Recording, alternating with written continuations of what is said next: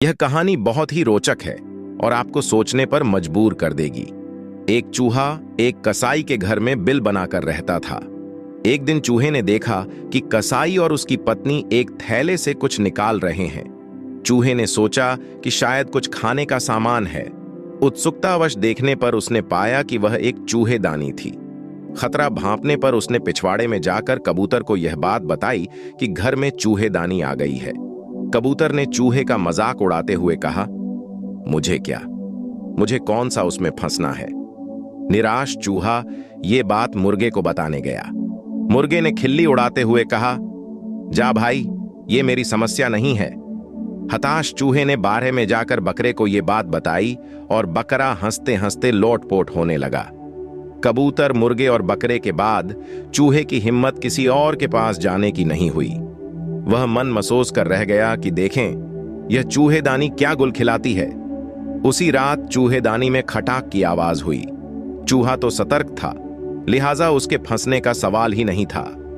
हां, गलती से उसमें एक जहरीला सांप फंस गया था। अंधेरे में उसकी पूंछ को चूहा समझकर कसाई की पत्नी ने उसे निकालना चाहा तो सांप ने उसे डस लिया।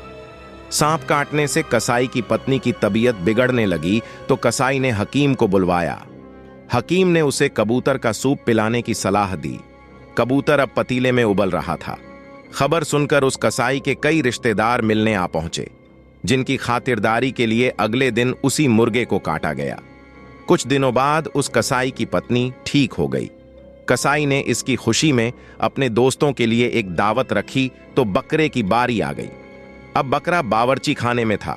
सबको सचेत सतर्क करने वाला चूहा तब तक वहां से दूर जा चुका था, बहुत दूर।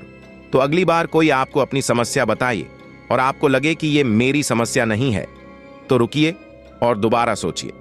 समाज का कोई अंग, कोई तबका, कोई समुदाय, कोई नागरिक खतरे में है तो हम में से किसी को भी, यहां तक कि पूरे देश को खतरा हो सकता है।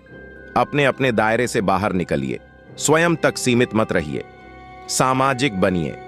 कहानी अच्छी लगी हो तो इसे अपने दोस्तों के साथ शेयर करें। धन्यवाद।